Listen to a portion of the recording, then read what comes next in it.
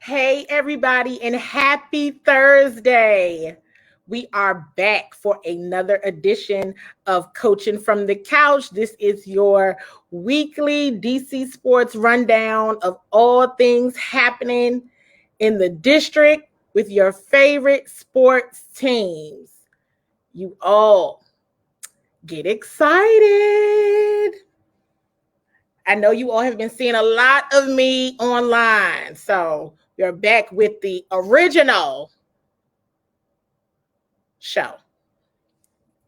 Coaching from the Couch, the DC Sports edition. I'm going to give everybody a chance to check in and say hello. I already see David Hood has checked in. Hey there.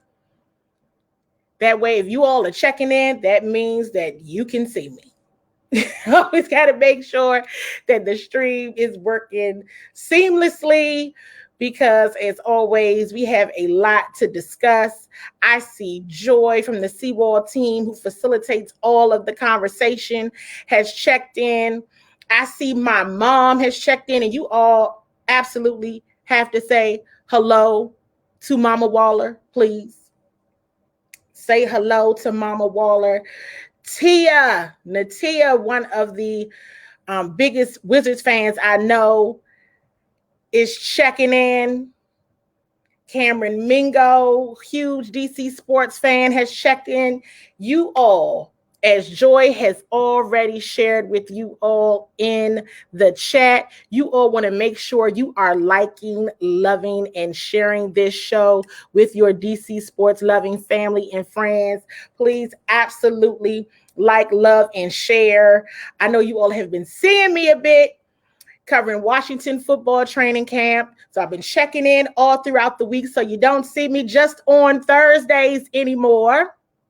So that's good. I hope you all are enjoying the training camp updates. Make sure you are checking into those all throughout the week, and we'll be doing those throughout the rest of training camp.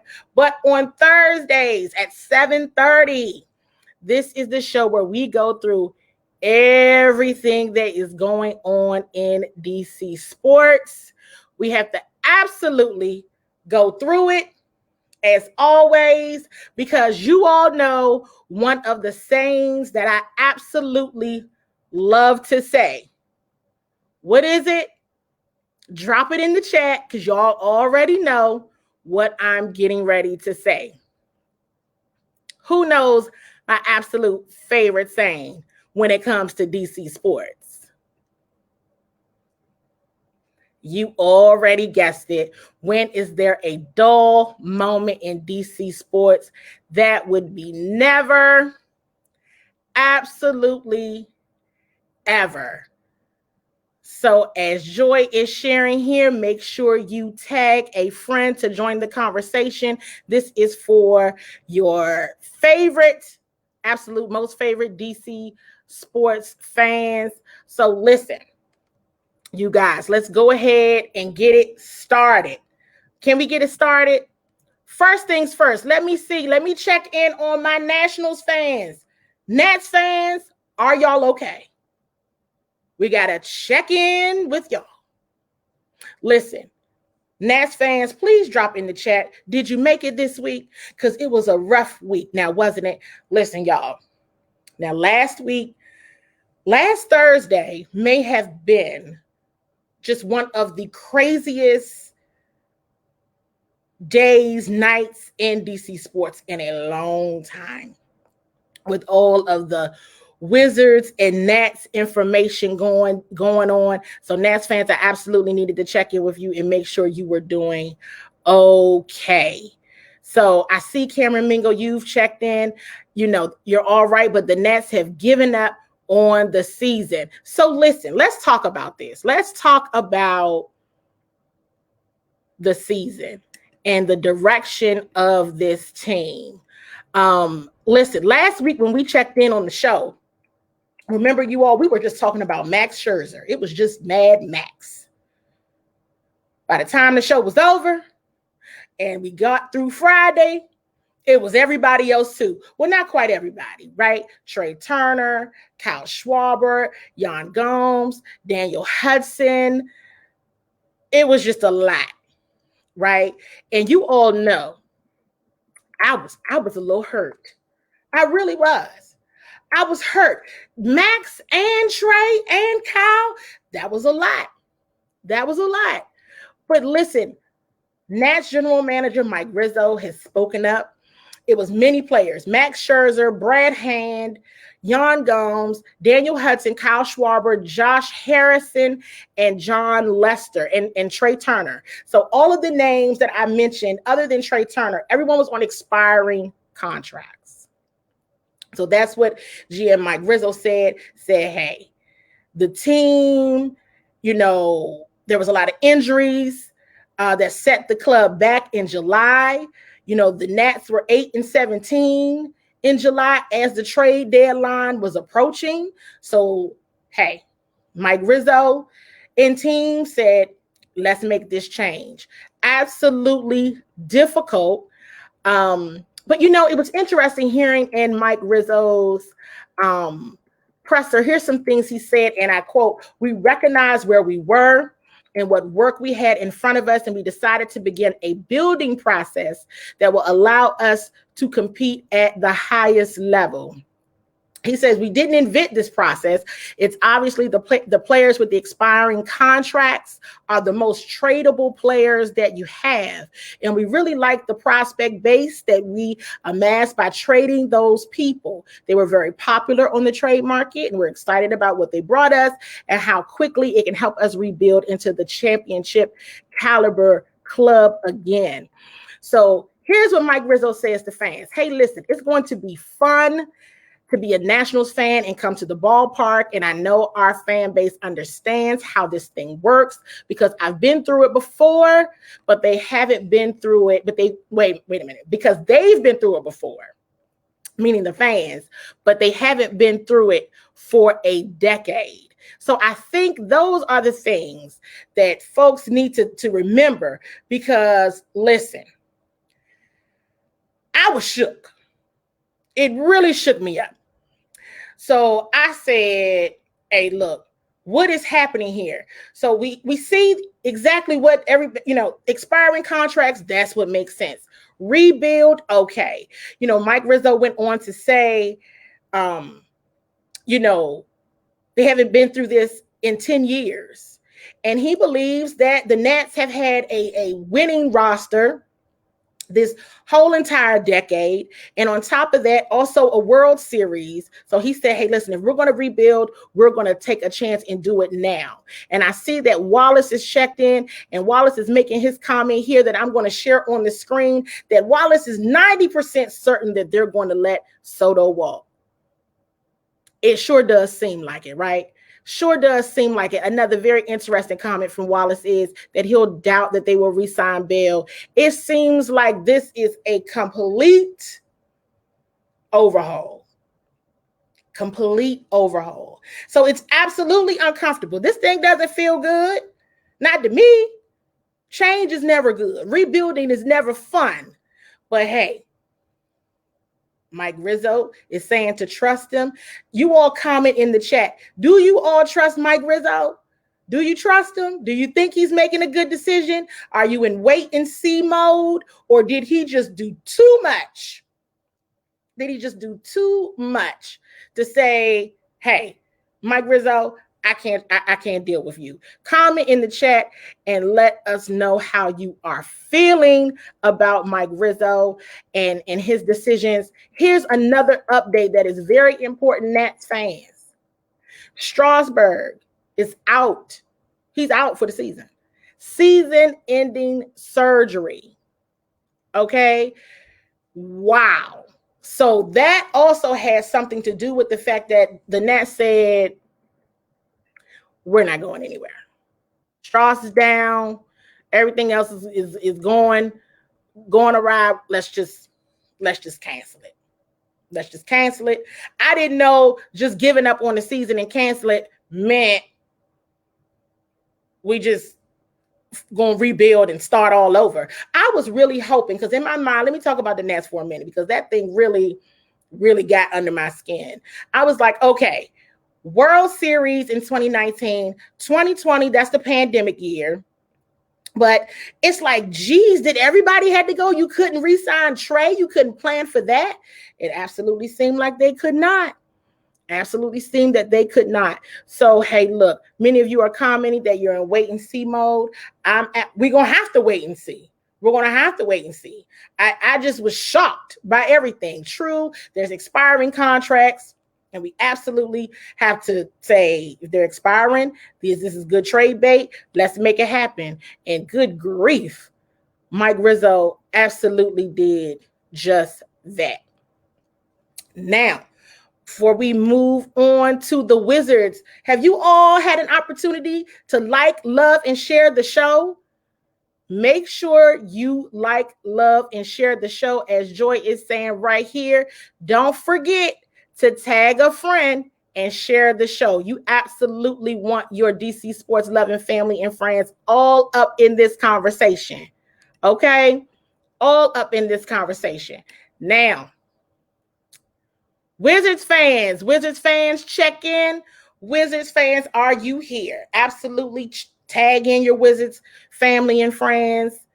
Wizards fans, how are you feeling about the off-season moves so far? I'm going to give you an opportunity to comment in the chat about the moves that the team has made so far. A lot going on. Please comment in the chat and share how you're feeling about everything that has happened thus far. So listen, while you all are commenting in the chat, let me just share this. I think it's very important. Wizards Dancers auditions this Saturday, August 7th, 10 a.m., Capital One Arena. If you are interested in being a Wizards dancer, or you know somebody else who wants to go ahead and pop, lock, and drop for the Wizards, now's your time. Go ahead and shoot your shot. Wizards Dancers auditions Saturday, August 7th, 10 a.m. 10 a.m. So, hey, let's go through. Let's see some of your comments here. Wallace, you're saying you like the draft. You like everything. So listen, let's go to the draft. Let's go here. Corey Kispert, check in if you all think that this one right here was a great pick for the Wizards. Corey Kispert, he was the 15th pick in this year's draft. First team All-America honors, former teammate at Gonzaga with Rui. They did the Zags. They lost in the national championship game, but they got there, but they didn't win. But in that game, Kispert put up career best numbers as a senior. He averaged 18.6 points, 5 rebounds per game, while shooting 52% from the field and 44% from the 3-point range. Give your rating of how you think in the chat that this draft pick went down. Seems like a lot of people are happy with it. We'll have to see. Wait and see. All of this is wait and see. All of it is wait and see. I see your comment here, Wallace. Kispert is a great pick. And I see your comment mentioning that he was one of the best 3-point shooters in college. So anybody else, share your thoughts on Corey Kispert. Hey, listen, I'm just in wait and see mode with everything at this point. I'm like, well, good grief. What is it? What else could go on? What else could go wrong? Let me just sit up and just say, hey, I trust. I'm really anxious to see. I'll say this before we get on to the next draft pick. I'm really anxious to see the player development. I think that's key, and I think that's important. So I'm anxious to see what Coach Unseld does with all of the players, right? Those returning and those new in terms of development for certain. The next draft pick, Isaiah Todd. Isaiah Todd was committed to playing basketball at Michigan as he was a 5-star recruit, but then he changed his mind, decided to skip college. He went on to the G League, and he is actually one of 3 G League players that were picked. He was actually chosen as number 31 overall to the Washington Wizards.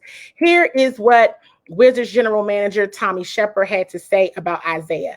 Isaiah's skills and athleticism were impressive during the limited G League season, and we were intrigued with what he could bring to our team. We are looking forward to working with him and continuing his development within our system. Any thoughts here, Wizards fans, on the number 31 pick, Isaiah Todd? Make sure you check in. I see you checked in, Eugene. It's always great to see you. Again, y'all, I really don't think I have any feedback on any of these draft picks. I know that some have been, others have been really excited about Corey Kispert. Isaiah Todd I have not heard as much about, but I feel like, hey, if this is an opportunity, again, to get this young team in here and to grow, then I say, why not give it a shot? I'm absolutely in all types of wait and see mode because I'm kind of like, Now, the big news was this here, Spencer Dinwiddie. So Spencer Dinwiddie, he is here with the Washington Wizards, 3 years, $62 million contract via sign and trade. I think it was the Wizards ended up trading Chandler Hutchinson and a second rounder. Listen, I like Spencer Dinwiddie. Don't get me wrong. I like Spencer Dinwiddie a lot. I'm just, again, is there another move that is going to be made? Is there another big move that is going to be made? Because I still feel like this team needs another star player. If this team doesn't have another star player, then which one of the returning players, the young players, will come back and make some real noise and truly develop into that player that we know that he can be? That's all I can say. I see John Adams. I see your comment here about the Wizards rescinding their offer to Garrison Matthews. I mean, there's still a lot going on. I'm waiting for the big splash off-season signing. Maybe there will be no big splash off-season signing. We'll see. Tia has jumped in the conversation and shared that she doesn't know much about the rookies, but hey, let's wait and see. That's all we can say. Cameron Mingo, I have your comment here too. Thomas Bryant or Bertans, it should be on the move. Davis Bertans should absolutely be on the move as fast as he can, possibly. It's quick, fast, in a hurry. Let him go and be free for sure. I wholeheartedly agree with that. And of course, as Wallace is putting in the chat, the players are always recruiting. That's what they do. That's what they do in this league. They're always recruiting. But we always have to remember that a key part of recruiting players into your team is having a solid front office with a grand, awesome reputation. That absolutely matters. So you want players that can speak highly of the front office. You want a front office that is thinking from a player-centric perspective and is engaging the players in a way where the players have a say-so in where the team is going and what's happening with the team. So keep that in mind. Absolutely. You want to recruit and bring some team, to bring some key splash players in. And I'm all in on that model. I think that's fantastic. But the front office has to hold up their end of the bargain as well. I think that's very important and a key factor that players are looking at when they make the decision to come and play in your city. Absolutely, absolutely. Wizards fans, wait and see mode. Who knows what's going to happen next? But one thing we know for sure, that we will absolutely be talking about it on this here Culture from the Couch every Thursday at 7:30. Absolutely. So are you all still engaged? Have you all hit the like, love emoji so that I know that you're in the building? Have you shared this show with your DC sports loving family and friends? Because as you all know, we have another topic. Y'all already know what it is. And like Joyce said, there is still time to tag a friend in this conversation because you absolutely don't want to miss a beat at all. So check it out. Up next, Washington football fans checked in. Who is going to the Friday night practice tomorrow at FedEx Field? Who's all in? Check in. Who's going to the practice? Will you be at FedEx Field tomorrow night? I want to know who is going, who will be there in the building. Oh, listen, John, did you miss it? What did John say, you all? Do we need to bring this back for John? What does he say? What do we always say on this show? When is there a dull moment in DC sports? We already know never, whenever. Listen, we're going to check in. Every time it gets said, every time there's some drama, we're going to drop that saying so that you all can see never a dull moment. David will be at the practice tomorrow. David, make sure you check in. Let us know that you're there. Let the CWall sports family know that you are absolutely there. Who else will be going? I think it'll be a grand time. Coach Rivera shared today that, he's excited. He shared in the press conference today that he's looking forward to tomorrow night. He's looking forward to the players playing in front of the fans as well as playing on the new turf. Lots of good energy. Now, here's the thing about this turf. So tomorrow when the fans get there, David, when you get there, all other fans who are watching and engaging in this conversation, when you get there, you're going to the Friday night football practice. You're going to see the completely new field. Okay? $4 million renovation. First time that the field has been upgraded since when? Who knows? Who knows the year that the field was last renovated? I'm going to give you an opportunity to drop it in the chat of when the field was last renovated. Now, remember, we're in 2021. I'm going to give y'all an opportunity. I want somebody to guess this before I tell you the answer. When was the field last renovated? I see a 2010, 2015. The field was last renovated in 1997. 1997, y'all. That is the last time that the field has been upgraded. 1997.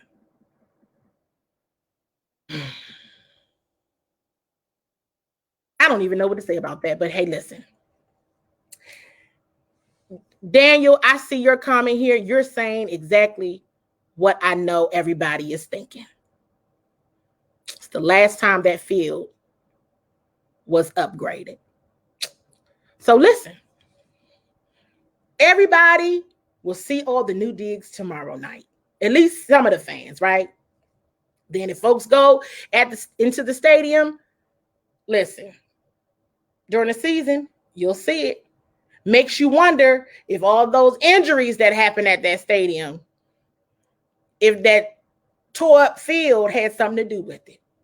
Could have. I'm not saying it did, but it could have definitely been a contributing factor.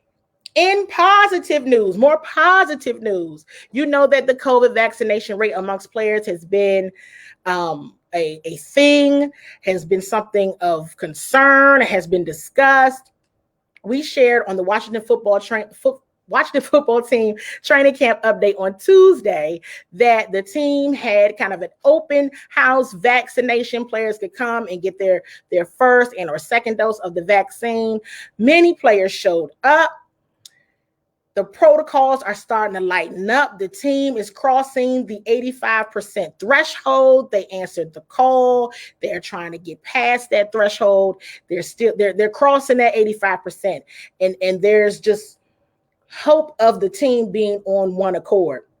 As you can imagine, because of the protocols of vaccinated versus unvaccinated players, that kind of not like gives a divide, but it's two different ways that you have to follow the protocols when you're vaccinated versus unvaccinated for NFL teams. So this is positive news. There was so much negative news around the low vaccination rate amongst this team. I think it needs to be mentioned that they're absolutely trending upward, crossing the 85% threshold, and that's good stuff right there. So let's keep the numbers going up, and let's keep progressing as the season is fast approaching.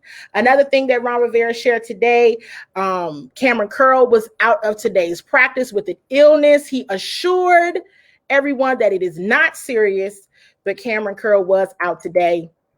Washington football team also announced that defensive tackle Deron Payne and guard Brandon Sheriff have been activated off of the COVID-19 reserve list. So that is positive news as well. Absolutely positive news as well. So all good news. Want to welcome Scott Kennedy. I see your comment there. Listen, you all. Are you all excited about the upcoming football season?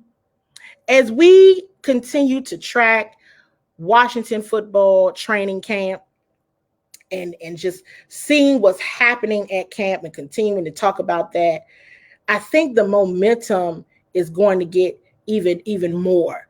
There's been energy most of the time at practice, although Ron Rivera did comment today in the press conference that he wasn't real pleased yesterday with yesterday's energy in practice. But today, the guys were back. They were back rejuvenated. They were back feeling, like they're in it. And that's a good thing.